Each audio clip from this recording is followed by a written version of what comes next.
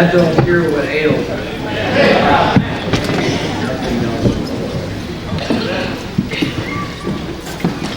I'll seek to quench the spirit by not singing one more. That song doesn't have another verse, so let's, you know. There are other songs. It is well with my soul. You weren't slow about that. I'll tell you what, I'll just take liberty. Grab the handbook. I'll be right back.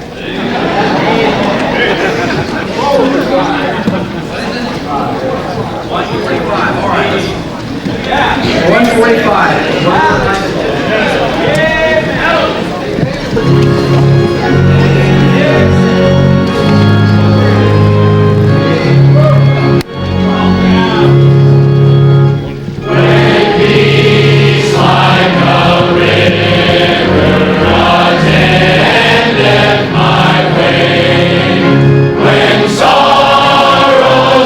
Sea billows roll,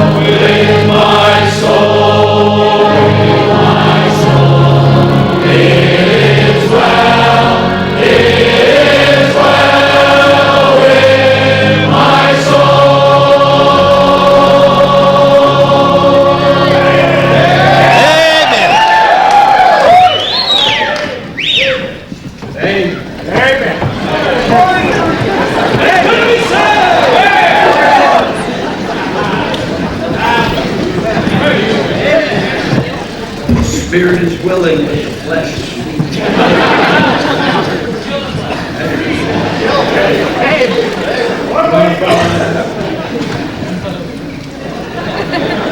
It's your call, brother. It's your call. I wouldn't do it to me. But I'd do it to you for that. It's your call. It's got done. You're just going to say,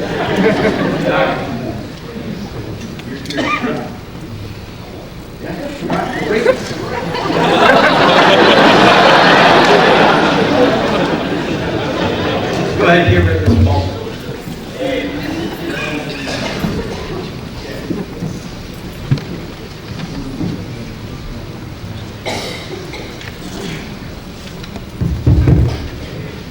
Well, all right, if you have a Bible tonight, turn to Romans chapter 8. Romans chapter 8. I get thinking sometimes how this place must be kind of like my place up in Pensacola. Most of you folks are saved, a lot of you Baptists, and stuff. I got some visitors here from other churches. And if you're a bit shocked, get home, do thyself no harm, we're all here. We don't know he's going to jump out of the seat, you know, and wrap through the ground and kill you. If you punch a harmless, they just enjoy the salvation. Now, if you don't, that's your problem. Bible-believing Baptist knows where he's going when he dies. No, you don't. You take it your way. Look at verse 29. That's where we're going. You see that predestination? It has nothing to do with you getting saved. That's talking about what happens to you after you get saved. And after you get saved, your destination is fixed. You see? And you folks up there on the top got a Bible. Try to read it. Don't look at me, I didn't write the thing. Romans 8, chapter 29 says, if a man is saved, he's been called, if he's called, his destination is to wind up just like Jesus Christ. Oh, and that is my text tonight, but my text is in Romans 8. And tonight I'm going to talk about what I call the Christian's favorite verse. And this may not be your favorite verse, but you'll have to spend some time with it. And if you don't know this verse, before you finish your Christian life, believe me, you'll have to deal with it. Somewhere down the line, after you get saved, you'll have to deal with Romans 8:28. And Romans 8:28 says, we know that all things work together for good to them that love God, who are called according to his purpose. So we'll talk about that tonight. Somebody asked me to play the harmonica tonight. I didn't bring mine, but he loaned me one here. And this isn't, it isn't exactly A first class.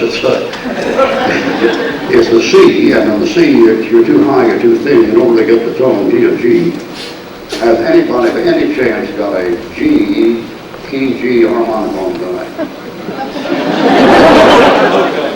Sir? I got one at the motel. How far is that? Just go It's a G?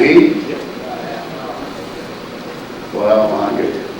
Okay, well, I better give you this. Don't sound too good, but thank you anyway. I'll play an American song, I'll play a German song, and I'll play a hymn. Here's the American song.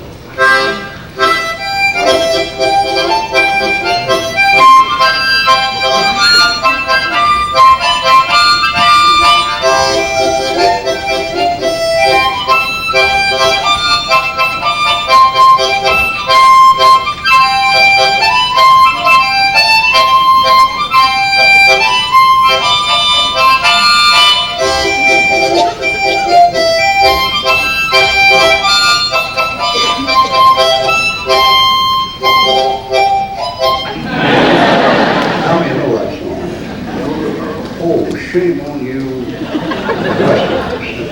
Westerners. That's the Yellow Rose of Texas. Now I'll play the most popular song in World War I and World War II. It was sung by, it's a German song, it was sung by Frenchmen and English troops and American troops. Both wars.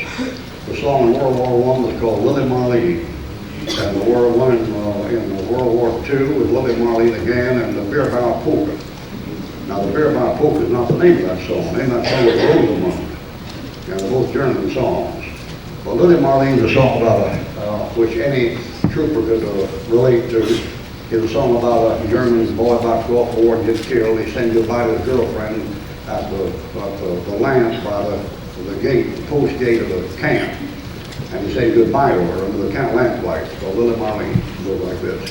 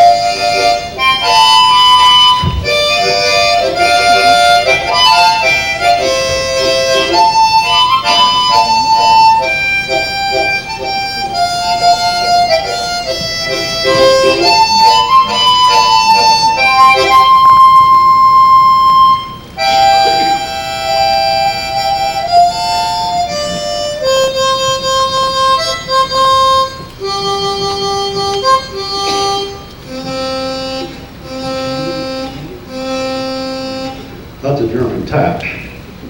Your tap goes like this.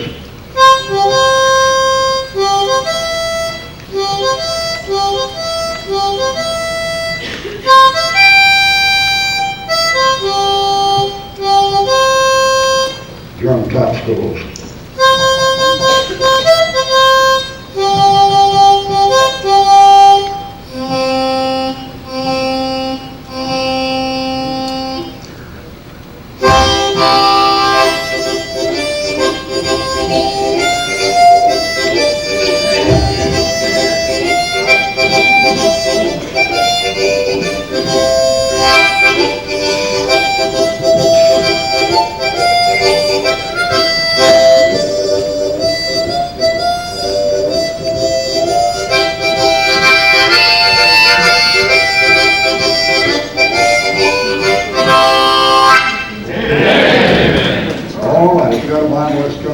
Chapter 8, and we'll start here at verse 28.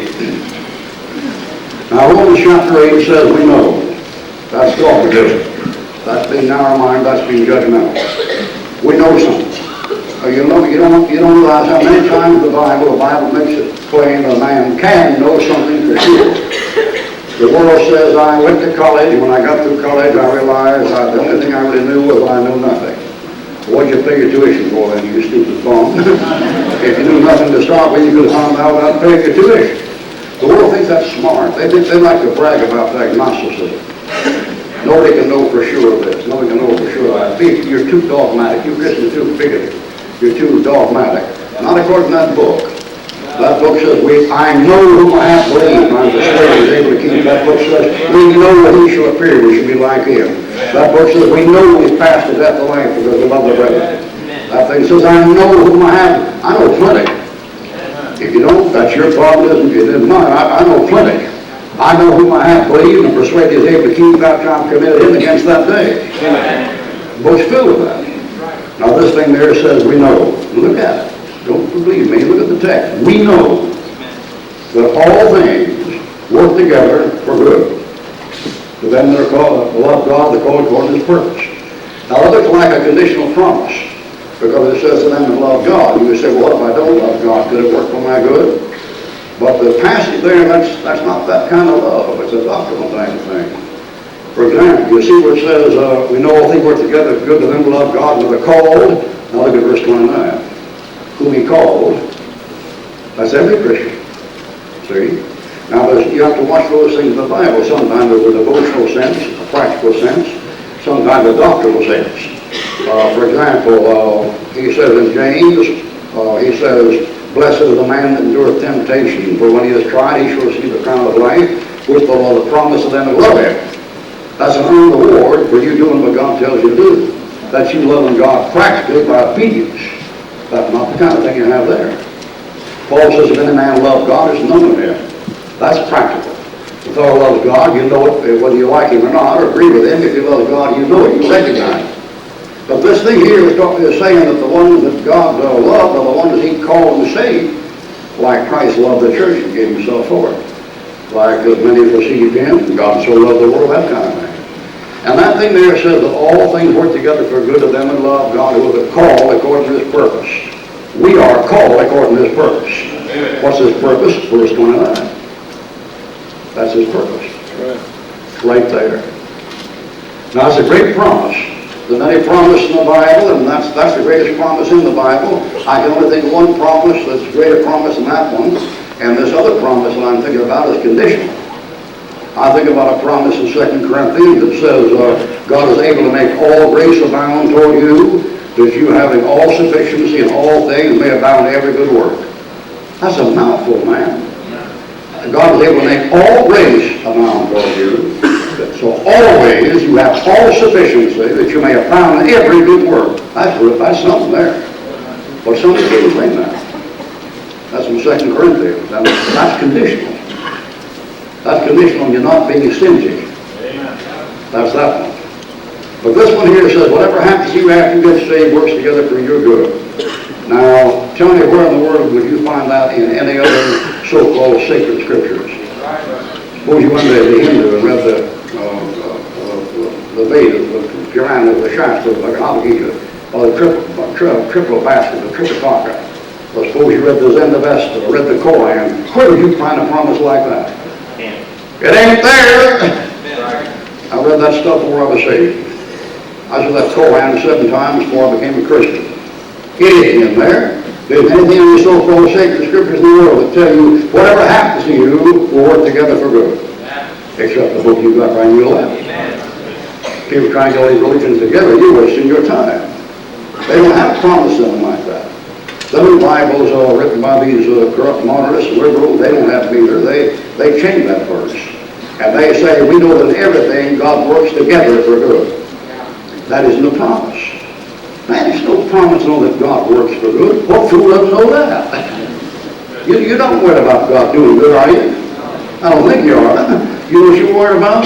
You're worried about the stuff that's happening to you right now. Amen? That's the promise. The promise is not that God does everything all right. We already know that. They ain't no promise. That's just, you accept that. But that thing is what you don't know. That the stuff you're going through, if you're saved, it works together for good.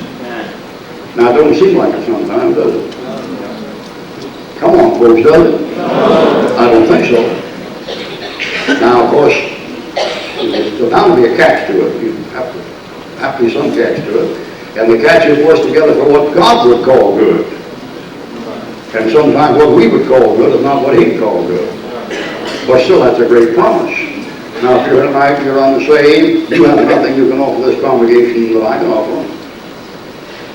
If you can compete with me, I offer this congregation tonight, I tell you, if you trust Christ, your Savior, now the Holy Spirit comes to your body, you become his, he becomes yours. From that time on, every bad thing that happens to you, God is working that thing for your good. You can't give this congregation anything left in the world, you ain't got it. That's right. It's not the Encyclopedia Britannica, not the Encyclopedia Americana, any place else. That thing is, we know all things work together for good, to them that love God, who are called according to his purpose. Now, it's a real promise. I got to look at that thing one time, and I said to myself, will that thing be true? I mean, we know it. Do I really know it? I don't feel like I know it. I've been through some things I could swore I weren't for my good or anybody else's good. But that's what it says. So I said to myself, you know what I'm going to do? I'm going to conjure me up 7 devils. And I'm going to conjure up the 7 biggest devils I can conjure up and see if they work together for my good. Won't spare anything. We'll take the 7 worst things we can think of. Paul says, we're more than conquerors. We're more than conquerors through him who loved us. And thanks be to God that always calls us to conquer, be victorious, and always give us the victory. All right, how about this one? Let's bring up this first devil. Disability. Most of you people are not disabled. You're not in wheelchairs. You don't have club feet. You don't have hunchbacks. A lot of people do. I'm surprised how few do. When I go up and down this country, and I've been up and down this country, my air mileage is 40,000 miles a year by plane and has been since 1949. 80 times around the equator. That's my mileage. I've been up in the air longer than a seagull with sore feet. And I've been so many places I can't even, Brother Gibbs probably going to this right now. He's a full-time evangelist. I've been so many places I don't know where I am half the time. I'll have to phone my wife and say, I'm having a wonderful time, where am I? By the way, my wife is here somewhere. If you ever met her or not, is she anywhere? Honey, stand up where we are so I can see where you are. Up there, lay right up there. And that's my wife over there. And that's the best thing that ever happened to me since I've been saved. And that's my right arm up there. And I mean that. Some people might say it because I had to say it, or it felt like the right thing to say, but you know me. If I tell that's my right arm, that's my right arm. I wouldn't go overseas on her. I go to Bombay and Hyderabad, India, I take her. When I go to Seoul, Korea, I take her. When I go to Guadalajara, Tampico, I take her. I go to Honolulu, I go to Manila, I take her. I wouldn't go without her. She knows how to handle people. Try it. She's normal. She understands people, you know. I've been in strange man. I've seen her go up there and just steal visas and passports and packing and in and out and stuff and tickets and receipts and all that kind of junk. Telephones out on the stand, all that kind of mess, and cellular phone, all that kind of stuff. I seem to get through that just perfectly calm and come on out. Well, I would think there was a way in the world. And my trouble is this whole modern system is so confused from what I came up in. And so out of whack that I can't put up with it. I'm intolerant of it. And I get mad. And I get madder and madder. I go for security check, I'm just glaring. Just tempting somebody to arrest me. And that's wrong. My wife takes care of that stuff. I guess she hadn't been to bed for 12:30 in 5 years. Taking care of mail, receipts, Medicare, tax, all that kind of stuff. I'm happily married. The whole time. But for a long time, be happily married. I've been happily married for 20 years, and 20 out of 40 isn't bad. All right, now, disability.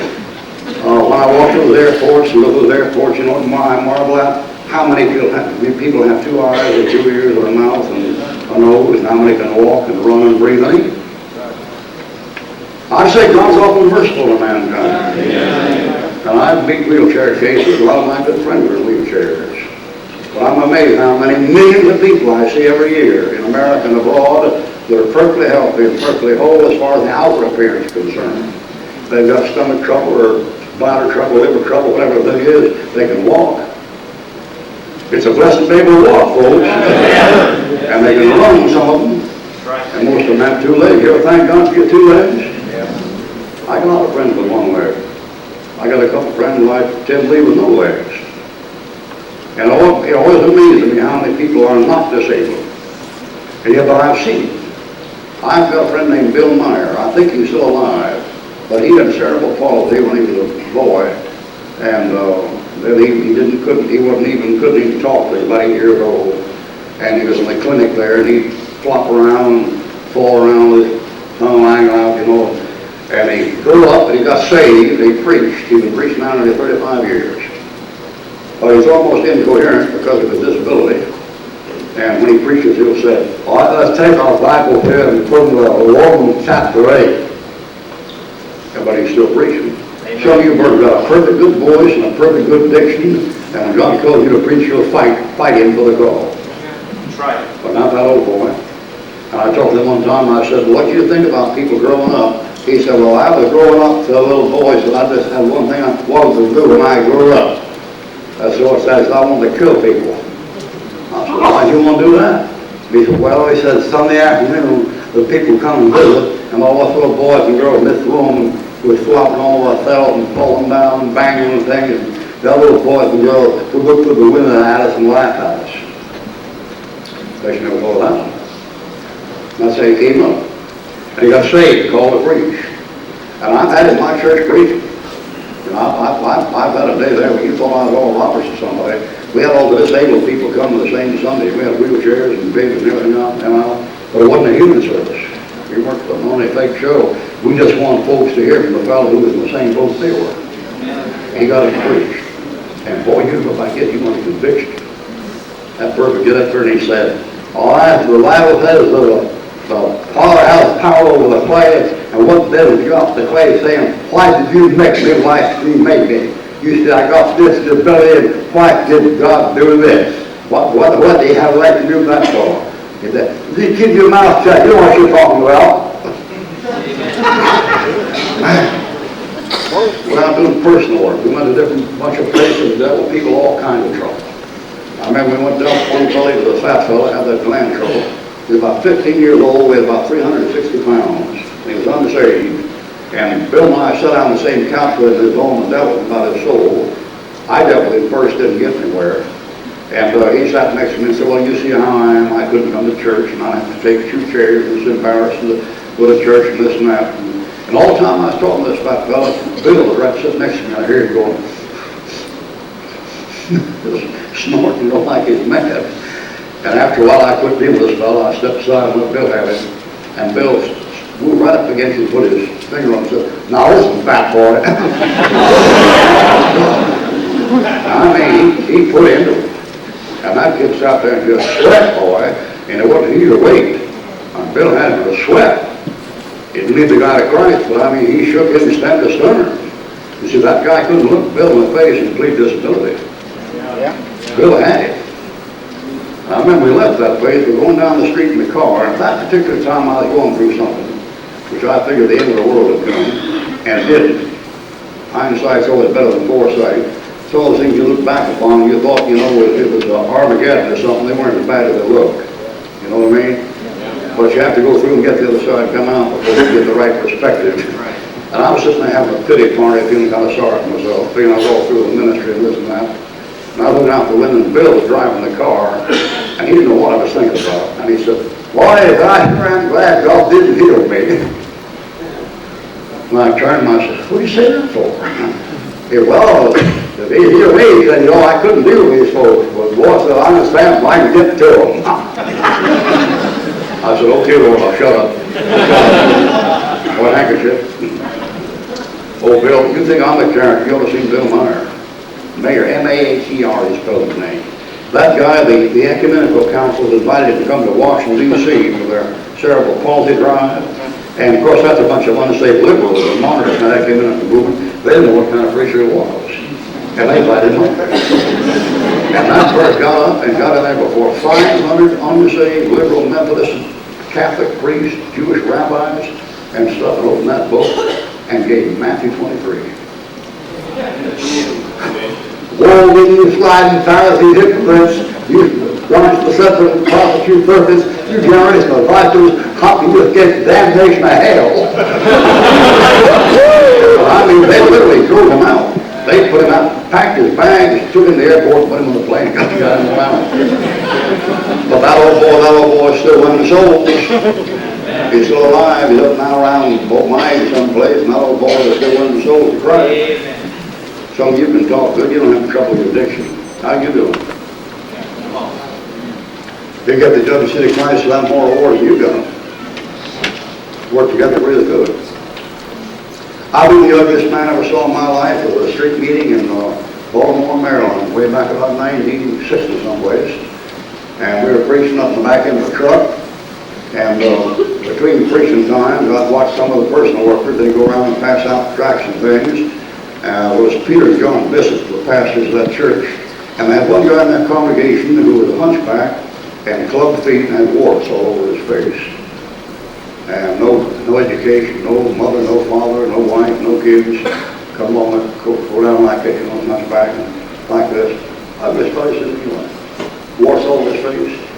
While we were preaching, I'd watch him stand there and pass out tracts. I must have been about an hour on the street while we were preaching. And that hour I saw him lead 3 people to Christ. He'd take them over on the awning of the store and kneel down with them and pray and they'd get saved. And some of the people he'd offer tracts to would say, I'll beat it, you know, and shove it on and knock it out of his hand. Get away from me, old man, dirty old man, something like that. That boy go right on. So I saw him lead 3 people to Christ in one night. I don't know what he's all year round. I was lonely, by himself, nobody but the Lord. But all things work together for good to them that love God, who they call according to his purpose. Now, see that saying? What may not be what I might call good, or he might call good, but if God said it's good, it is. Bill Mayer had a friend who was blind, born blind. One day he was talking to Bill Mayer, and he got Mayer just like Mayer got me. This fellow said, I sure am glad I was born blind. And Bill Mayer said, why do you say that? And he said, well, just think. He said, I'm saved now. He said, I hear you fellas talk about sin and all this terrible stuff, and I've never seen what you're talking about, so I don't know what it looks like. And he said, just think the first thing I want to see is the one that will love me enough to die for me. Ever think about that? That's something. All things work together for good to them that love God, who are the called according to his purpose. All right, there's something else. Disease. How could that do any good? To be sick all the time, all the time. My text says we know all things. If he says all things, he must mean all things. That's what he said. That's a tough thing. I talked to a lady one time, and she said, Brother Ruckman, she said, I haven't drawn a breath in my body in my lifetime the last 8 years, but I didn't draw a breath with pain in my body. You ever thank God for your breath? Oh, everybody breathes, Brother Ruckman. No, they don't. They're in oxygen tanks. Why don't you go visit them?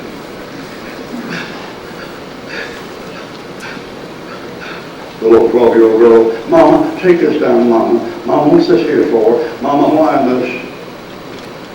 See? Now, how could that work for anybody's good?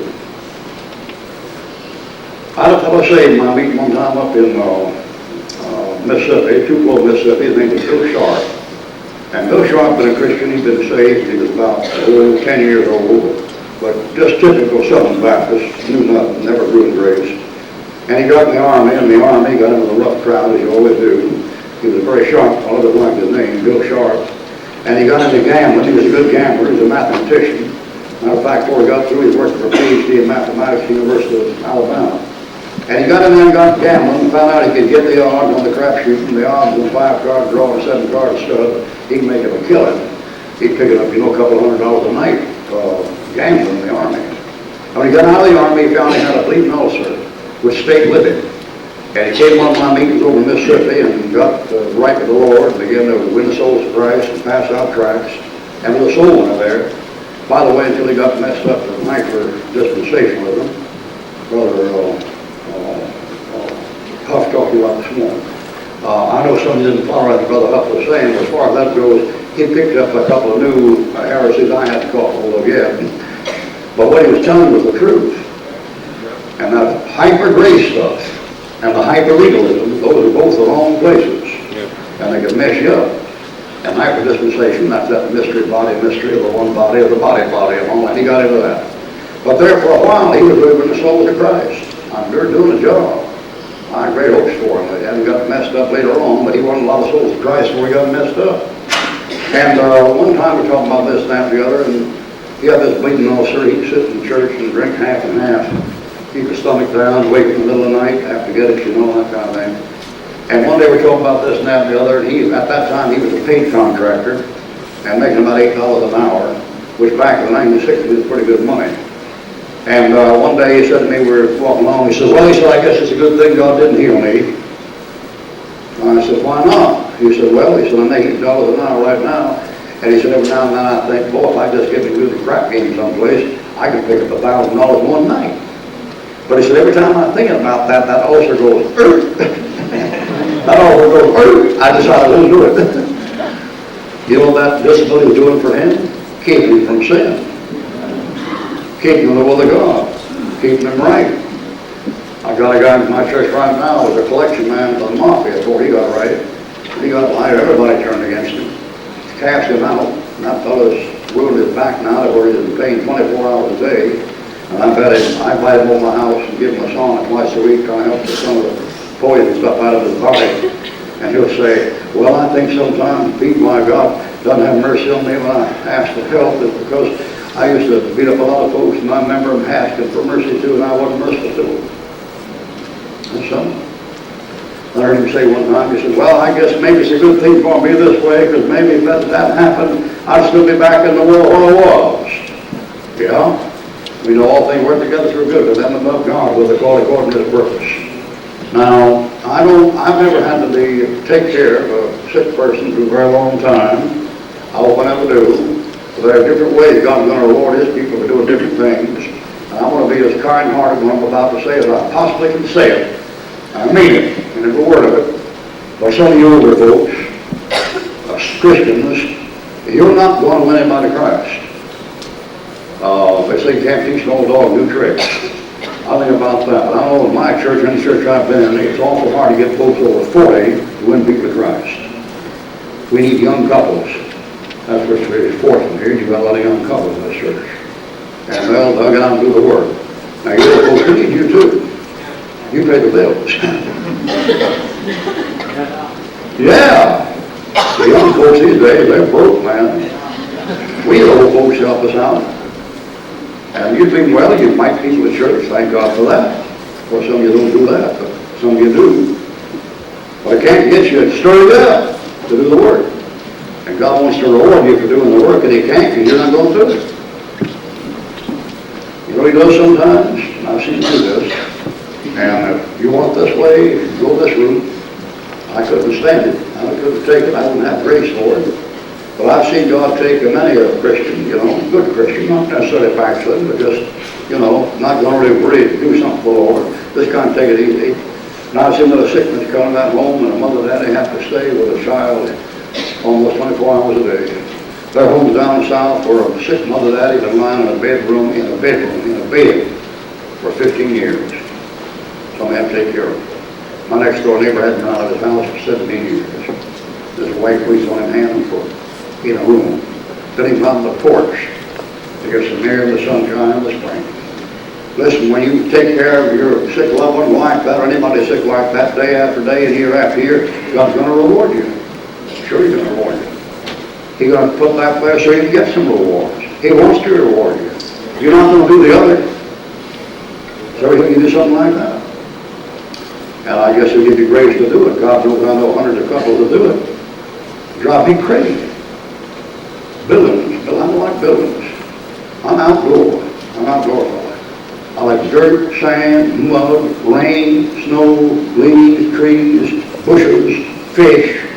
That's what I like. The best motel I ever been in. By the time I've been there 3 days, I'm ready to climb the wall. The good wall, get on the Marriott and all those high-class ducks. Two nights is enough for me, man. I'll get out there 11 o'clock at night and run the blacktop in my bare feet till 12 o'clock just to get out of it. But sometimes God will do that. And I've seen Him do that. I'll think about your old sister named Solar, Ida Solar. Anybody who's ever been to Pensacola until she died, and she was bedridden more than 25 years, has been to see Ida Bella Solar. And she had an operation that backfired on her and rheumatoid arthritis, and so she wound up flat on her back in the bed for 28 years.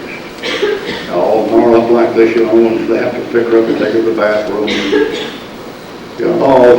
And it's your Vaseline so the bed sores don't stick to the sheet. Save one, love the Lord. I'd come there and say, how you doing, Sister Solar? All this fine, Brother Ruckman. Let me just say, praise the Lord, Dinah. Praise the Lord. I bet some of you can't say it that way. Well, you've been running around hunting, fishing, shooting elk, and messing around, and playing baseball and football and volleyball and going on picnics. That little sister lying right in her back. 5 years, 10 years, 15 years, 20 years, 25, 26, 27. I used to smuggle banana pudding into her. Because she loved banana pudding, and the doctor wouldn't let her take it. I'd smuggle it into her. Praise the Lord, Brother Ruckman. I envy that old sister, and I'm scared she's still doing this. You know why I envy her? I bet she knew something about the person of Jesus Christ I don't even know. I'll bet you. I bet she knew the Lord better than I'll ever know Him on this earth. And so with the price to get to know Him and go through what she went through, that's the price. I'm too great to pay the price. Scared me. You guys are ministers you talk about, don't you? Haven't you gone to somebody like that, to give them a blessing, and they wind up giving you a blessing? Yeah. You been through that? That's the way I felt it was. That woman now, you take one about her case right there, well, she ministered. Ministered where? In that bed, boy. You couldn't come and see her, boy, without getting a conviction. You couldn't go out of there without thinking about God and Christ and the Bible. She didn't have to have a book. Boy, she preached right where she was. Now we know all things work together for good to them that love God, them who are called according to His purpose. You want to get all these things, let's don't let anybody off the hook here. Let's try this one here. Now in America today, you got 1 out of 2. Matter of fact, it's more than 1 out of 2 now. The more folks getting busted up are getting married. The guy gets proposed, said, honey, I'd like to have you have the privilege of being my first wife. Proposal. Well, before they marry, they decide how they'll split the property in case they break up. You're living in a day and age when people are going to have any character. I think when a fellow stands there and says, for better or for worse, till death do us part, that he should mean for better or for worse, till death do you part. The problem comes in, what happens when you marry somebody who doesn't believe that? I've never divorced a woman in my life. I didn't even when I had the scriptural grounds. I'm a man of my word. And if I stand there and say, if it gets worse, I'll stick with it, I'll stick with it. But I'm living in a country where that don't work. I'm living in a country with a person that doesn't believe in sticking, a man or a woman, sometimes one son does not haul off. They all Ruckman this and Ruckman that. I've never divorced one in my life, for any reason. Have you? Well, I'm just as clean as you are. Hey, well, the Bible says whoever marries her is put away, commits. I've never married a woman put away for adultery or fornication. Never have. You worry about it, not me. The two I'm going to worry about. Me and the Lord I'm going to worry about it. I think it's great when a man and woman can stay together for 50 years. I think it's what it ought to be. I hope that's your case. Well, if you do, you only get congressional level honor. You know what I mean? One time in Birmingham, before I got there, one of these college professors have a peculiar complex about Ruckman for some reason. And he phoned up the fellow where I was going to preach at. He said, "Are you having Ruckman in for a meeting?" I said, "Yes." And he said, "Well, I didn't know you had adulterers in your clothes." He said, "Oh, yeah, we do all the time." And this professor said, "Well, what do you mean by that? You haven't been married more than once, have you?" He said, "No." He said, "Why do you say that?" He said, "Well, I'm an adulterer myself." And the professor said, "What?" And he said, "Yeah, you know, the Bible says whoever looks upon a woman, the lust after his heart, hath already committed the click." Have a little trouble there, are you, Professor? Don't know your Bible too well, do you, Professor? Got a little Pharisee problem there, do you, Professor? I guess you do. You know, I have a brother-in-law. He is married a witch like John Wesley married. And one day she dumped him, and he married a fine Christian girl, one of the finest Christian girls in the country. They've been happily married for years and years, and God's used them all the way up along. You kind of, with the divorce, you're kind of a second-class citizen, you know what I mean? I don't know how many pastors, when they're driving to the airport, said, "Brother Ruckman, I've got a real problem in my church. We have made elect deacons." I know what you want to say. They were elect deacons, you know. And so-and-so, this fine young couple of my church, are the soul winners that ever miss a service. They tithe and come regular. He'd make one of the greatest deacons we ever had if you just get him. But the old-timers there won't do it because he's been married before, you know, so he doesn't qualify, that kind of thing. I hope none of you have to go through that, but probably some of you have. Now, you don't have to fool me. I'm an old dog. I've been around a long, long time. And I've stood before 1,200 young people, more people in this building right now, from the best Baptist churches in Indiana, Illinois, Ohio, and Michigan.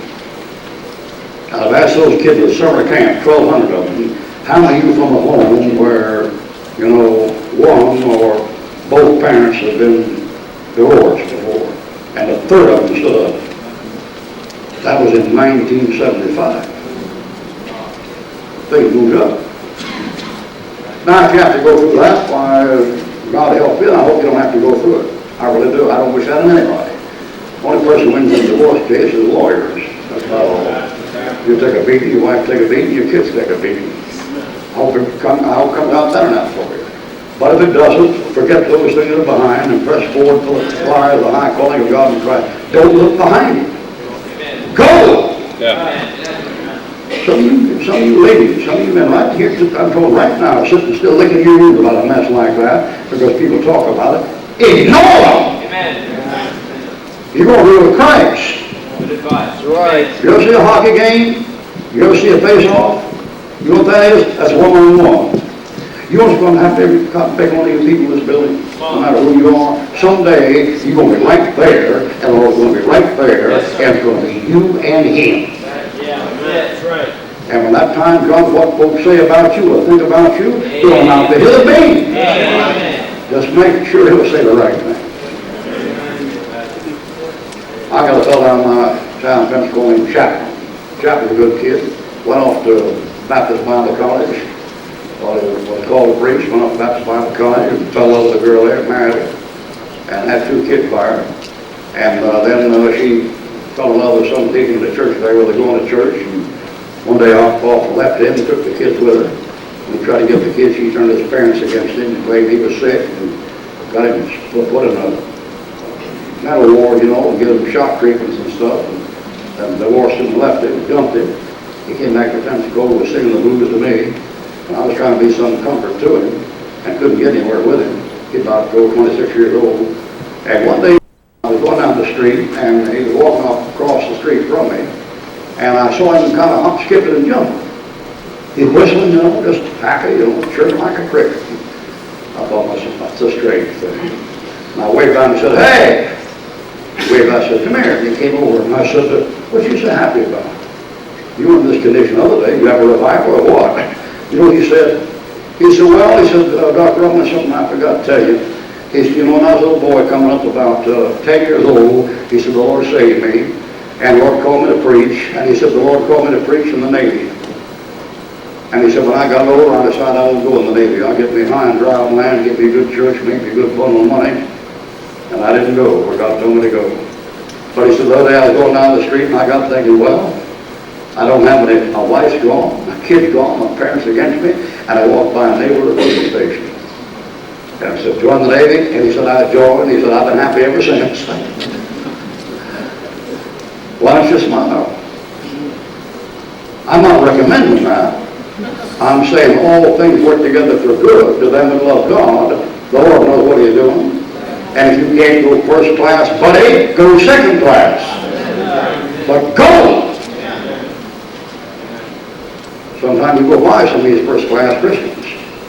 They'll be sitting back there still feeling how righteous they are and still not doing what God told them to do. Go! You know how Paul got to Rome? Second class, boy, he didn't like first class. He was a little coach, boy. He wound up in a piece of plank that fell into the water. But he got there. He got there. All right, we know all things work together for good with them who love God, with the call according to His purpose. So let's try this one here. Death. That's the most disobeyed command in the New Testament for an American. Owe no man anything. Remember the Bible says? Well, what are you doing out there? Doesn't that what the Bible says? It says that. It says, owe no man anything, but to love one another. If you love one another, fulfill the law. Americans don't pay attention to that commandment. One time a dentist said to a pastor, he said, I've got to quit coming to your church. He said, I've enjoyed it, but I've got to quit coming. So why? So I don't want to talk about it. Don't look for me next Sunday. I'm not going to be there. Well, what? There must have been something terrible going on. Oh, no, not real bad. So, well, I sure appreciate this. Tell me. Don't leave me in the dark. And the dentist said, well, preacher, you don't know what the trouble is. The trouble is, I just can't stand going to a church and hear people sing hymns through teeth they haven't paid for. And you are saying, Christian, the world out there, they'll forgive you almost anything except the one money. Really. They'll put up all kinds of things, you Christians. But if you welch on debts and don't pay your bills, well, they'll hear about it. I was out down in Pensacola, Florida. I had a friend named Bill Cryville one time down there who led a young man to the Lord, about 16. And his daddy was a business magnate there, had a lot of money. Wasn't a millionaire, pretty close to it. And when he led that kid to the Lord, the daddy heard about it. The dad got upset. And the dad called Bill Chrysler in, my friend, and he said, listen, I'm gonna get you for messing around with my boy, you know, something, keep your hands off him and quit trying to ram legs down his throat. And of course, Bill hadn't apologized to it, so I just let him cry. He said, yeah, but my boy's talking about being called to preach. And Bill said, I ain't talking about being called to preach. He put that in bed. Well, you better have him. But my boy's not going to preach. My boy's going to inherit my business when I die. You know something? 2 months later, that guy declared bankruptcy. Lost the whole corporation. That kid never got a cent. What a terrible thing. No, the kid's preaching. All things work together for good. I got a friend over there in Pensacola. That fellow's name was Don Wilson. Don Wilson had 2 boys, and Don what's called a regular old boy, a good old boy. He was really southern, you know, with a pickup truck, you know, and a Confederate flag in the back, and a shotgun hanging in the rack, that kind of thing. And saved, loved the Lord, never missed Sunday school, all that kind of business. And he had to turn over in a Volkswagen, like to kill himself. Didn't have enough coverage for insurance or Medicare or Social Security or something. Anyway, he couldn't get any coverage and stuff, and had to pay hospital bills. Wife and kids left with hospital bills, and choking elephant. And the boys at that time were about, I think they were 13 and 15. And those boys had to go to work after school while they're in middle school to help take care of Daddy. Daddy was on a wheelchair. And those boys worked all the way through middle school and high school. All through middle school and high school, you drive to sports and go on dates and stuff. Those guys were working to help Mama pay the bills. You say, what a terrible thing, what a terrible thing. Well, I'll tell you something about it. They learned how to work. Come on. You know, that's a miracle these days. They got an East German over here and gave him a 40-hour-a-week job. He said, I don't want part-time employment. That's where my dad was. He figured you weren't sick for working 60 hours a week, you'll lose it. These people don't know what work is. How many of you are raised on a farm or a ranch when this is your hands? All right, now you ought to know something about it. Because there's always something you got to do out there. And back in the old days, about the modern stuff you got, there's even more to do. Fred Brown said he was raised on a farm, and he said, I never saw a cow in daylight. That was over before the sun came up, Raffle went down before I saw one, and we get up at 5 o'clock in the morning out there with the oats in the oat field, and I said, Daddy, why do we got to sneak up on these oats in the dark? And he said, because they're wild oats, son.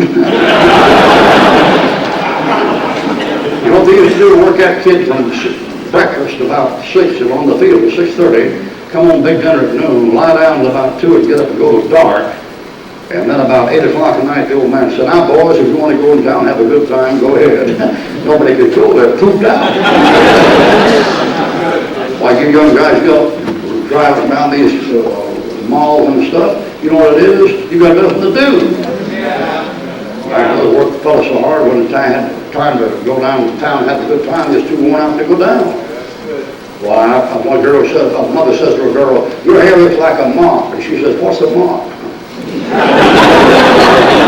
Yeah. That's a modern Miss America. Gentlemen or young men, if you don't know what a sledgehammer is, and a double-bladed axe, and a post hole digger, and a shovel, and an axe, and a hatchet, and a pick, and a rake, and a hoe, you ain't got no education. You don't hoe with a hoe, you chop with a hoe. Because the ground's so hard, when you hoe it, you have to chop it. You cut it with an axe. I got a friend up there named John Rollins up there in Cincinnati. He's gone now, but he used to pastor that church up there, and he had 3 boys, and they're playing basketball out there in the driveway.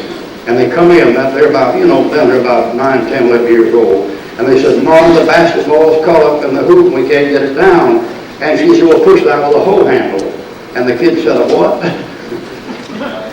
He didn't know what a hoe handle was. You know what a hoe handle is? One of the southern boys said, I don't know, but I just always thought that a hoe handle had something to do with the devil. You take it, say with those boys, Don's boys, when they call to preach. I don't know, they talk about it. Did they weren't after the ministry? I don't know if they ever did or not. But I know one thing. If they're not in the ministry, they weren't lazy ministers. I know that. They learn how to work. I bet they prepared the sermons. I bet they worked. You say, why? All things work together for good to them that love God and the called according to His purpose. Let's try something else here. Let's try desertion. Nobody likes to be dumped. Nobody likes to be a wallflower. Called over to Mobile and tried him for desertion. They got all through. He said, boss, if you know that woman like I know that woman, you wouldn't call me over to the other. He said, I was a refugee.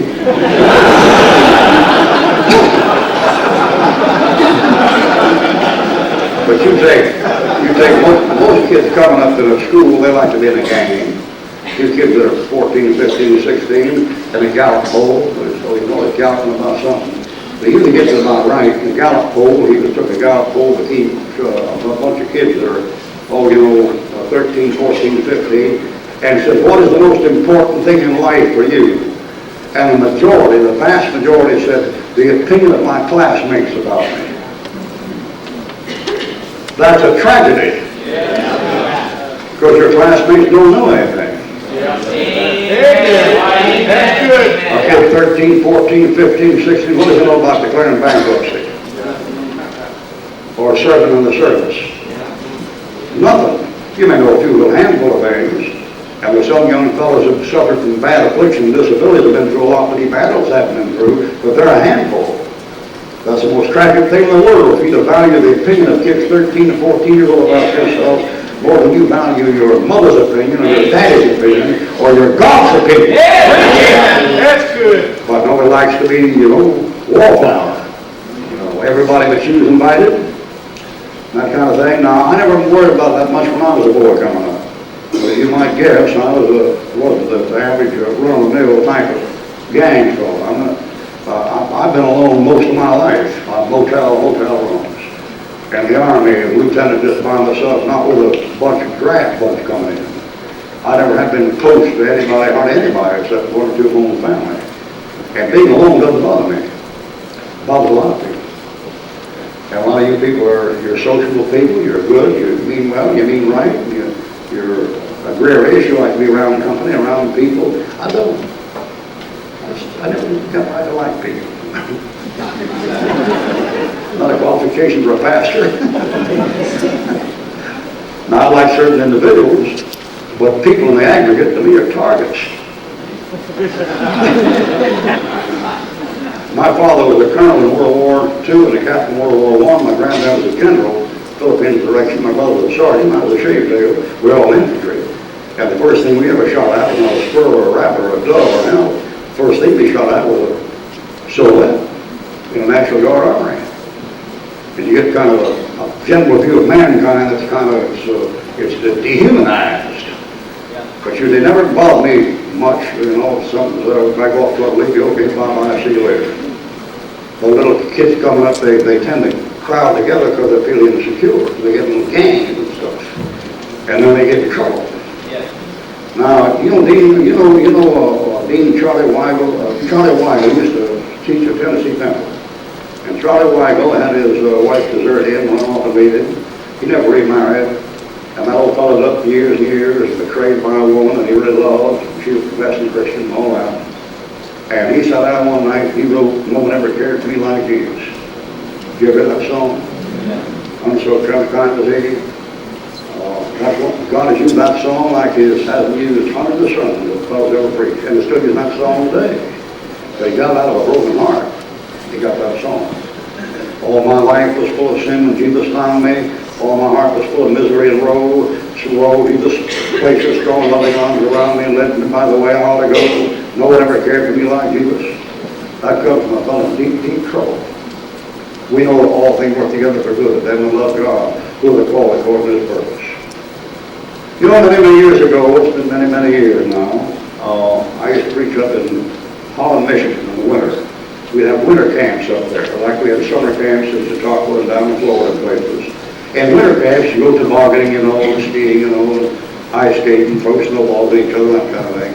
You have a big old wood log house and have a fire every night, come in and say memory verses and sing choruses and stuff, one of them things. And up there in Holland, Michigan, a friend of mine, head of that, his name was Donald Cofield. He's back in America now, but he ran a Christian camp up in Dryden, Ontario for about 25 years, and still operates out there under one of his sons, and still open, and still living leading people to Christ up there. But anyway, gone to Cofield, we're in that place there, that camp was, a church called Rose Park Baptist Church. He pastored. And we'd have meetings up there. Now, Rose Park began as a tent in Holland, Michigan, in the middle of winter, with a wood burner stove. I got up there and preached, and I'll never forget this one little girl, and she was about 15 years old, named Ruth Ann Knobber, Knobber. Her people were Reformed Christians. I don't know whether you know anything about the Reformed Christians or not, but they're just like Catholics when it comes to salvation. I mean, Reformed Christians, they believe that you're in the covenant, and you get sprinkled into the covenant when you're a baby, and that guarantees your salvation.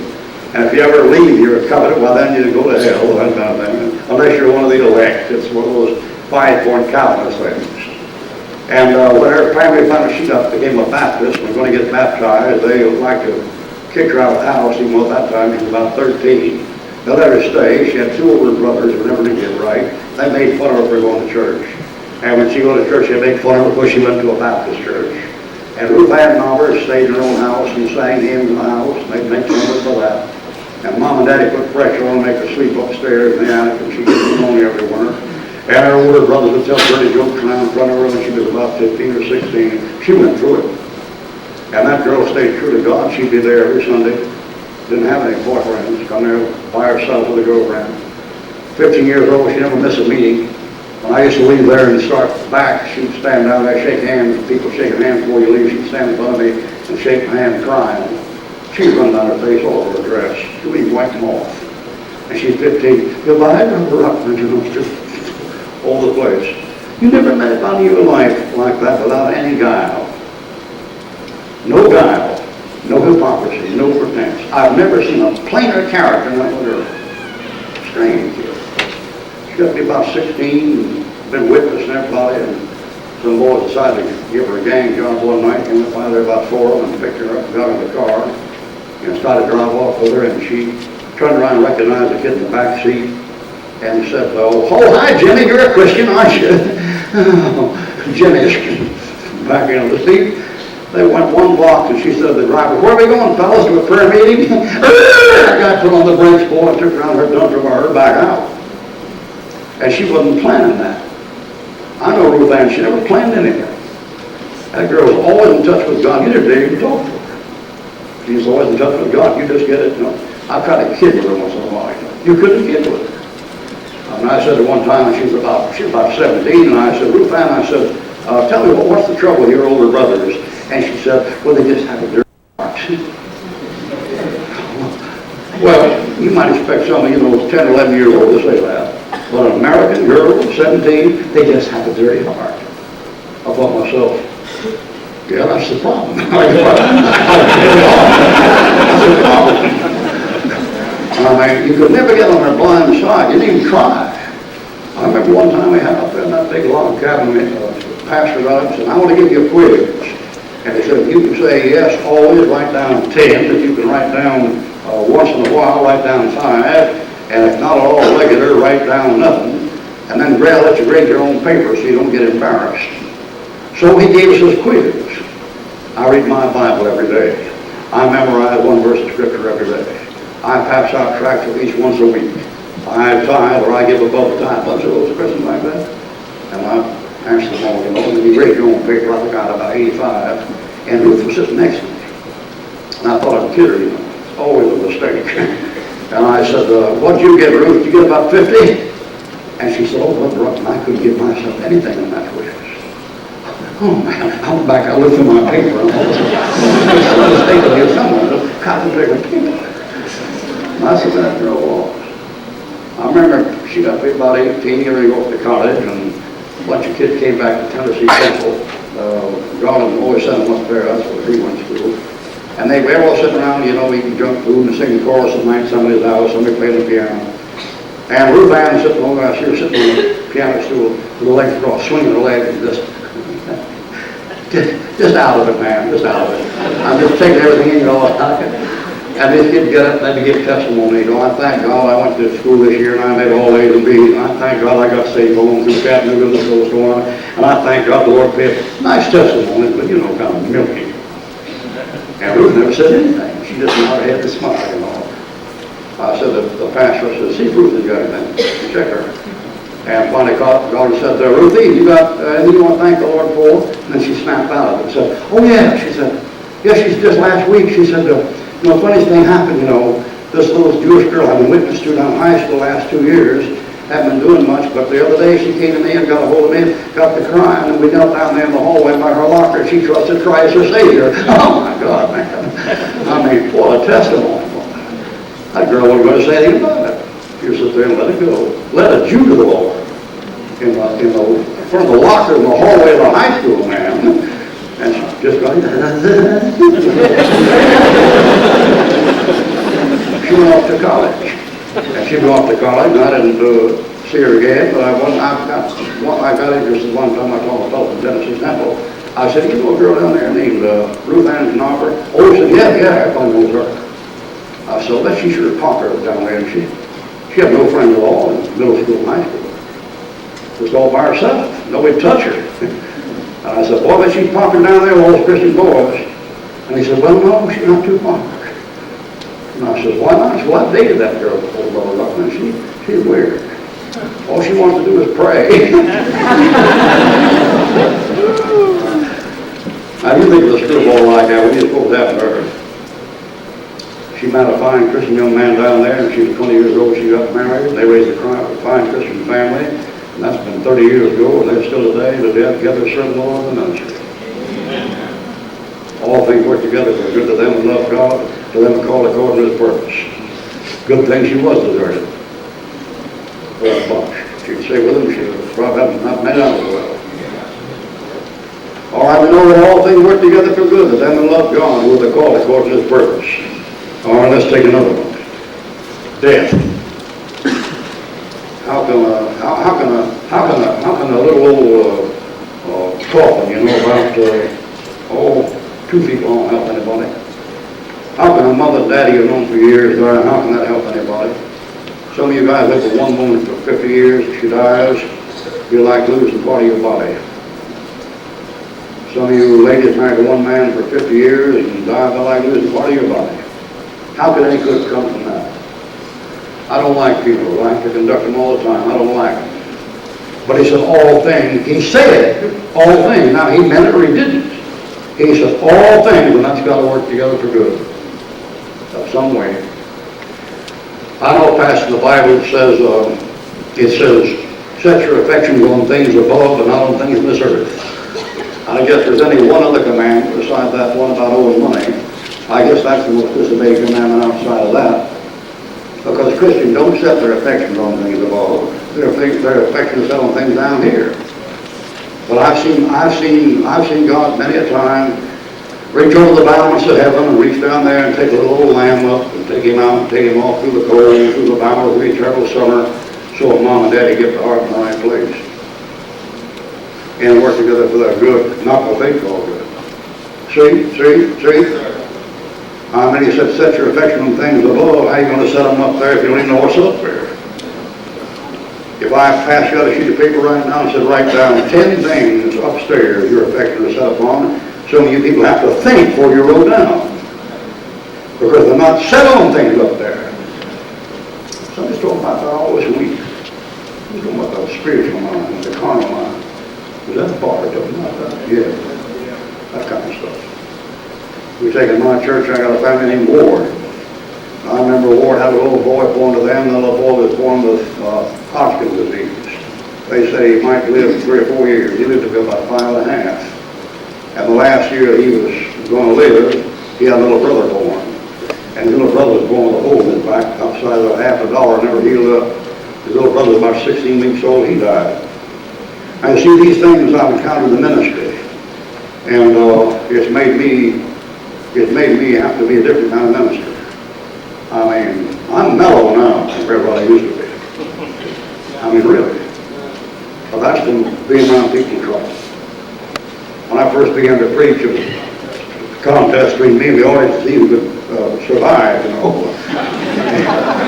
It's awful hard to get up here on a platform and talk to you when you've been in the army on a platform talking to them. And in the army, you're up there telling them how to kill each other with a tent peg and a nice fork spoon, security check. You kill a fellow with a pencil. And get there and tell them how to kill each other, take the banner off, and make them attack with the bear banner, and say USOB, you go to the broad side of the barn, stuff. I've had the thing go by and take my undershirt off going by. Now you up there telling young men how to kill each other for year after year. It's a sudden change. You get it while I'm now standing. And look at you.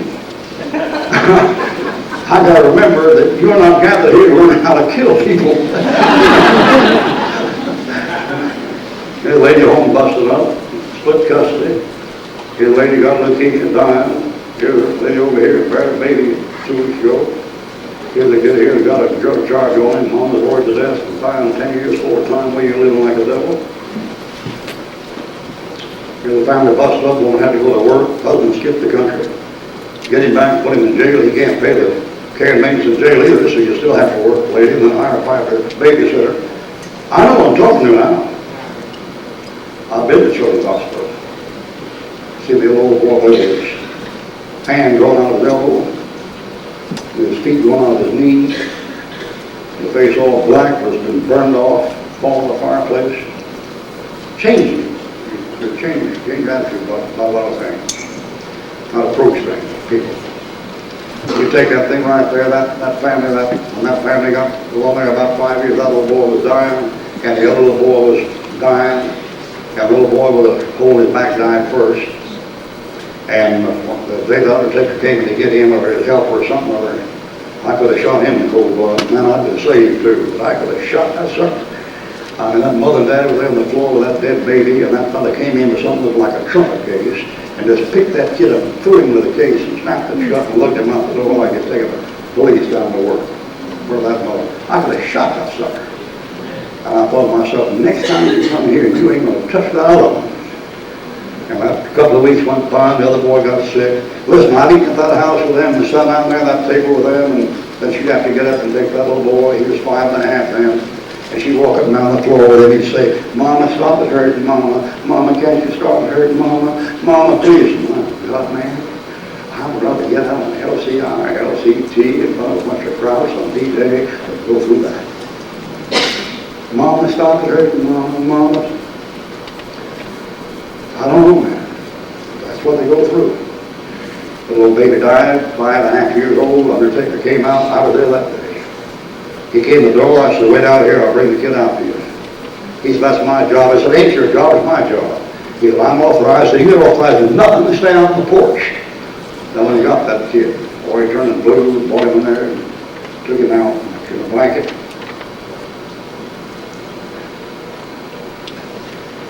That mama, she also, 2 little boys up here, 1 year, about 3 months apart. Now you tell me, how are you going to get Romans 8:28 on that? The text says, we know all things work together for good. Are you getting good out of that?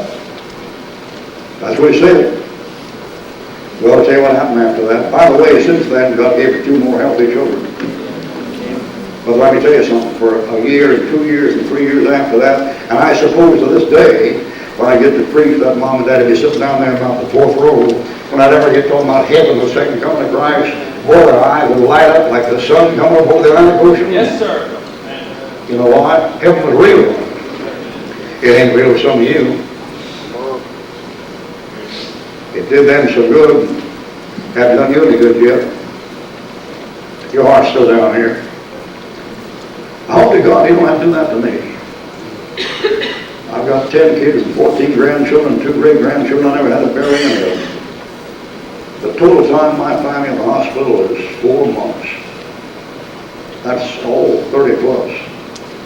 That's me and all the children and grandchildren. 4 months in 81 years. I don't know how people go through this thing right now. I don't. Honestly, God, I know some terrible things in the infantry, but I don't. That thing there, burying that little boy or girl, that thing would just finish me off. But we know that all things work together for good to them who love God, who are called according to his purpose. You say, what's good about death? Well, it stops the life of sinning. Come on, laugh, old. That's fine. I mean, he can go as far as cleanest. Yeah, come on. That's what one of Cromwell or Gustavus Adolphus, I forget one of the soldiers used to say when he went to battle. Here goes first goes wins. The older you get, the more time you got to get dirty. I mean, the oldest started out first in John 8 after Christ pulled that thing on. The oldest one left first. He had more to give account for. You take the death of somebody, how can that do you any good? Well, I gave you a good example there. I can give you dozens of them. Theodore stayed on the radio many years, never had to ask for funds to broadcast. How do you do that? Charlie Fuller stayed on the radio for many years, never had to ask for money. How do you do that? All you modern people have to beg for money. They didn't. Dr. DeHaan was on the radio long after he was dead. You can still hear him on the radio, and he wasn't begging for funds. You say, how do you do that? I'll tell you how to do that. Back in those days when a Christian died, he made his will out to one of those broadcasts. Every time a Christian died, that increased the gospel and increased folks getting saved and heaven. The death worked for good for the Christian. Bob Jones Sr. said to me one time, he said, well, old man McKenzie died today, pray for him for that. And I said, wasn't he that millionaire down in Panama City that helped you build this school? He said, yep, that's him. I said, wouldn't he send you a couple $100,000 a year? He said, yeah. And so when you praise God about that, boy, he said, well, now we'll have to go back to trusting God. Well, they don't fit that prosperity gospel too well, does it? No. We'll have to go back to trusting God. That's good. It's always good when you trust God. Amen? Amen. All right. All things work together for good. Them that love God, called according to his purpose. Death. Christians dying. Praying. They pray for him. He recovers. He has a coma. They pray for him. He recovers. But down in his bed and he has the next coma and he comes to, he says, quit praying for me and let me go home. That's what I want. I tell my people, whether you agree with me or not, it's immaterial to me, you know. I'm not like your pastor, you know. I mean, it won't be the first time you've been wrong. And I tell my people many times, we're going to pray for so and so tonight. Now when you pray for them, pray that God will take them home tonight and get them out. So they're saved. They want to go home. They're ready to go home. Pray that God will take them home tonight. And people think that's cruel. No, listen. If you that's cruel something, the one or two things wrong, you ain't got a lick of sense. Or else, you got nowhere to go when you die. And that's why you want to stay alive as long as you can. I wouldn't pray anything for somebody I wouldn't want them to pray me for. I had a fellow in my church one time named Burl Hunt. I watched that guy go from limping to a cane. And after a couple of years, he went to crutches. And after a couple of years, he went to a wheelchair. And about two more, I don't know, he had one of them believers. And a couple of years later, he was flattened his back in a hospital, and then he got flattered and put it just a vegetable person. He died. The other thing was dragged out something like 15 to 16 years. He got a wife and 3 kids. All of them saved, loving the Lord, serving God. And I used to wonder about that. Why didn't God do this and why didn't God do that? Later on, I found out that some kind of government regulation or something had to do with his background and such was that if he died, his wife couldn't have got any benefit, government benefit from it. But if he stayed alive and then died later, she could. And God kept that fellow alive just for the benefit of his wife and his kids. Yep. But you see, brethren, there's always something God knows you don't know. And I don't know. That's why I trust and obey. There's no other way to be happy than His. I said to Burl one time, I was praying for him, and he'd been hurting. And I was praying for him.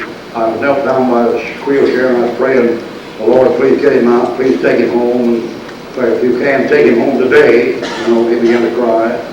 And when I got through, I said, Burl, I didn't mean to hurt your feelings or anything praying like that. But I said, if I was in the position you're in, I want people to pray for me like that. And Burl said, I'm not crying about that. That's what I'd pray too. I pray for God to take me home. I said, well, are you hurting? He said, no. I said, well, why are you crying? He said, well, why doesn't He take me? There you go. Now, what would he know about how God was going to take care of his family by him staying sick? All things work together for good to them that love God who are called according to His purpose. I'm about through. I got one more down here. The name of this one is damnation. What's that? That's your loved ones going to hell. Now, you tell me how that can work together for good. Would you tell me that? How many of you have unsaved mothers and fathers? Let me see your hands. Raise your hand. There's over 50 left there. How many have an unsaved brother or sister? Raise your hands. More than that.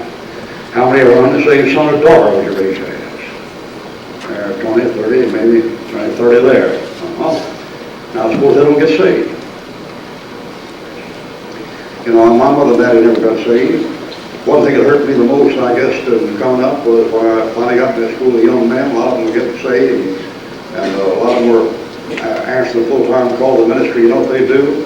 They come down, they only been saved about 2 or 3 months, and they get the Word of God, and they go back up north and visit their parents up there, and they come back over Christmas, and boy, Mama got saved, and Daddy got saved, and Aunt got saved, and Uncle got saved, man, you do so. And I rejoice with them.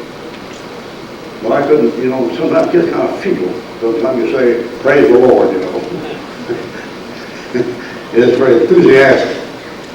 I never could win my mother to Christ. My mother's a chronic alcoholic, card player. There's a song by a famous classical composer called Dvorak, Czech. And he has a song called Song My Mother Taught Me, which is a piece class of music. When I think about that title for a song, I always get a wry smile on my face. When I think about songs my mother taught me, I couldn't sing to them. First song I remember my mother singing. I know the words to it, but I couldn't sing it. I heard that stuff when I was 5 years old. Chronic alcoholic, died chronic alcoholic. I never went to Christ. My dad has a graduate degree from MIT in Boston, master's degree, IQ 150. And that was back in the days when MIT was someplace in Boston. And I never went him to Christ. And I prayed for him. Right after I got saved, I drove all day and all night and all day up across Chesapeake Bay where he's retired up there for Hope Beach. And I got on my knees in front of my mom and dad and asked them to forgive me for the way I lived when I was a teenager. I sure glad I did that. They're both dead 6 years later. I sure am glad I did that. But I didn't know how to win the soul to Christ. I was a brand new Christian. And all I knew was they were going to hell, and I loved them, didn't want to go to hell. That's all I knew. I didn't know how to witness. I made the biggest mess you ever saw. Now, after I've been witnessing 4 or 5 years, I could do it, but not then. And when I finished, I just made a mess of things. They thought I lost my mind, you know. I said, well, you go see a doctor in the morning, Pete, and you'll be feeling better. You know, meaning a shrink, you know. Man, I was just getting in my sound mind then. But I couldn't run. As far as I know, they died without Christ. I prayed for them, I sent them tracts. You always hope the last minute maybe they did something, and maybe they did. I know people comatose, you know, in the units, you know, all hook up like automobiles that don't answer, that kind of thing, and yet they know what's going on. I've had proof of that before. You always hope that what you said, God will use it when they're all doped up and know what they're doing, and He knows what He's doing. But it's only a hope. You can't prove it. You don't get any assurance. You don't get any assurance. Many people talk about their loved ones getting saved, all that kind of thing, a little bit better, you know. And I think, well, why didn't mine get saved, you know? Well, all things work together for good. Must have been for some reason. I'm turning 7 devil loose in this fellow.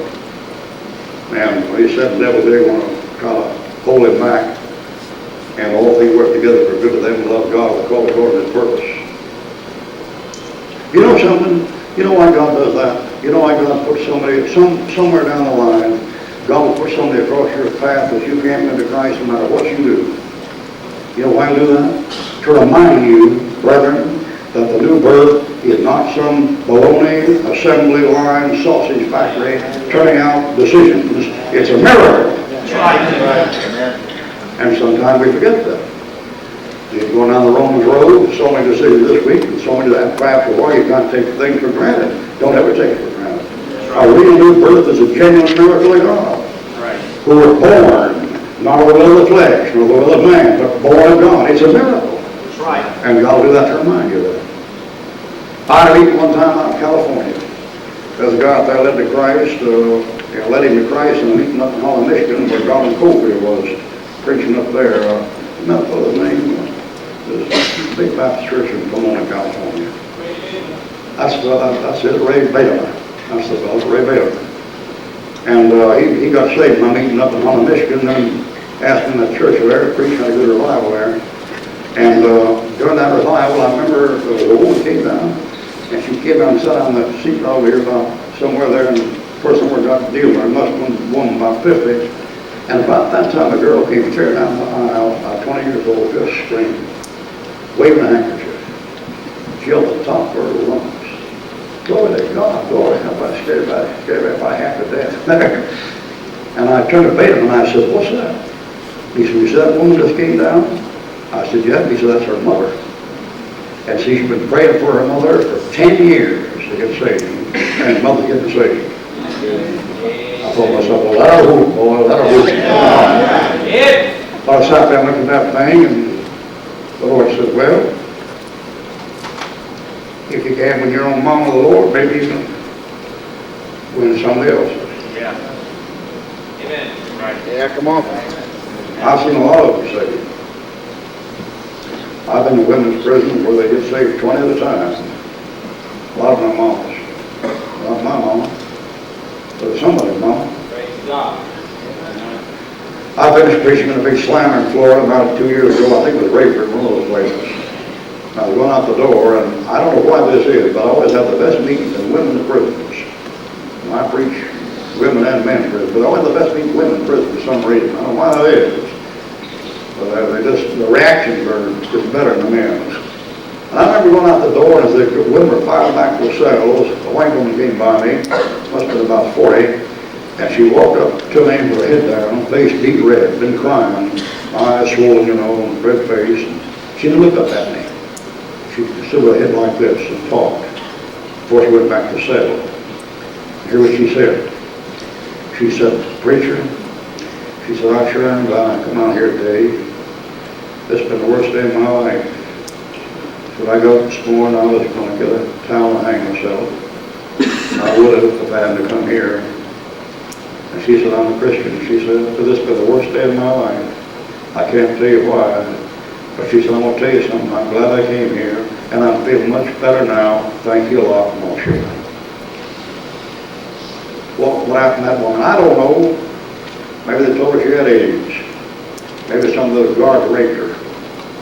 I know the prisons. You know what it was. Maybe they lengthened her sentence. Maybe they refused an appeal. Maybe the court took her children away from her. You don't know what happened. Or some woman in the prison said, "This is the worst I ever had." Buddy, she had a baby. And the worst one you had. Yeah. Somebody's mama. Somebody's mama. I could get my mama. But I got a burden for yours. All things work together for good. And we love God, we call according to His purpose. One time, many years ago in Pensacola, when I was pastoring the Brent Baptist Church, I went down to the hospital and I dealt with a Campbellite. That's a Church of Christ. His name was Alton Nelson. He's in the hospital dying of Bright's disease, I think. That's where the blood doesn't get the calcium to the bones or something. You start collapsing. You get one injection every year, and then you get one injection every other month, then you get one injection a month, then you get one injection a week, then you get one injection a day, and then they bury it. And I went there, his sister was there talking with him, and she said, "I'll go out and get some coffee, Brother Ruckman, if you talk to my brother here." So I talked to Alton Nelson. And he wasn't aggressive and proud. He was polite, listened very carefully. He didn't make a decision, he listened carefully, real carefully. And I gave him a tract. I started leaving, and I said, "Now, all you have to do is read this, and if you were to say it, if you ever call upon the Lord, then what you would say, you know you're a sinner, and you don't want to go to hell when you die, but I'll show you how to be saved. If you want to try it, you ought to try it." And I left. Nothing happened for 2 years. And after 2 years, I got a telephone call, and it must have been about midnight Saturday night. Nothing a pastor likes more than a midnight call Saturday night. And that thing said on the other end it was Salt Liston's sister. And she said, "I'm down at the hospital, Brother Ruck. Would you come down to the hospital right away?" I said, "What for?" She said, "My brother's dying down here." And I said, "Well, you said he was a Church of Christ, right?" She said, "Yes." I said, "Is the Church of Christ preacher down there right now?" And she said, "Yes." I said, "Well, he'll have to handle it." She said, "No, Brother, when I've got to talk to you, I've got to talk to you." And he got to talk to you. I said, listen, lady, I said, I don't want to come down there and start a fight with a heretic in the middle of a death floor in a hospital at 1 o'clock in the morning. And she said, but you just got to come, brother. I said, okay. So I got on my clothes and went, drove down there, got down there about 1 o'clock, and went to the 4th floor, he was dying, and the family was out there, and I could hear the Campbellite preacher in the room. There he was praying. Oh Lord, help us to so live and keep your commandments that when we die, you may reward us with eternal life. I'm ready to cuss. I'm there thinking, you blankety blank, tell him how to get saved. Tell the poor devil how to get saved, man. I couldn't tell him how to get saved. And after a while, he comes out of the door, and about that time, all of the sister says, come here. So I come over and go in the door. And I go to the door, and he's lying there like a jacked up automobile, got a bunch of pipes and stuff in him. He's choking on his blood, and he's trying to pull this rubber tube out with his hand, and the nurse keeps taking his hand away so that it could suck the blood out of his throat. And as I come in the door, Alton's sister says, he says, Brother Ruckman, something I forgot to tell you. I said, what's that? He said, you remember that day you came to see me in the hospital? I said, yes. He said, I went out to get some coffee. I said, yes. She said, well, I came back upstairs. He was out of his bed. And the doctor told him not to get out of his bed. And he was out of his bed in the middle of that floor, leaning over that track and praying. And he said, Brother Ruckman, ever since then, he's been so different. Good, man, good. So I go around and get beside the dying man. I get right next to him. I said, Alton, can you hear me? I said, Alton, that day I left you that track. Did you trust Christ your personal Savior? I said, are you trusting nothing but his blood to save you right now for your sins? I said, glory to God. I prayed with him and got up, and when I started out, his sister grabbed me and said, she said, oh, you think that's enough? I said, baby, if that ain't enough, everybody in this hospital is going to hell. If that ain't enough, nothing's going to do it anyway. Forget it. That's right. I went on home. I went on home and went to bed about 2:30 in the morning. Got up at about 6, got to shave. Got looking, felt like I had a hangover. I was up there and just started shaving, looking there, and suddenly the doorbell began to ring, the window jangle, and I kind of got tapping my feet. You know, it was a blessing to me. An undersaved Campbellite preacher going to hell. His damnation was my blessing. You know why? I saw what he had didn't work. And what God gave me worked. And brother, that's a blessing. Yes, sir, amen. I do not know what's around me. My hopes all shattered seem to be. God's perfect plan I cannot see, but someday He'll make it plain. Someday He'll make it plain to me. Someday when I His face shall see. Someday from tears I shall be free. For someday I shall understand. I cannot tell the depths of love that move the Father's heart above. My faith to test, my love to prove, but someday He'll make it plain. Someday He'll make it plain to me. Someday when I His face shall see. Someday from tears I shall be free. For someday I shall understand. And we know that all things work together for good to them that love God, who are the called according to His purpose. Let's go to the Lord in prayer. Father, bless your word, honor your word. Lord, help somebody tonight. Now, Lord, I'm asking you for help. Lord, I remember an old prayer we used to pray, man, in church. I know those people can tell the truth, but I liked that prayer when I was a boy. It always seemed like an honest prayer. We used to pray, We've done those things which we ought to have done. We've done those things which we ought not to have done. And there's no help in us. God be merciful to miserable sinners.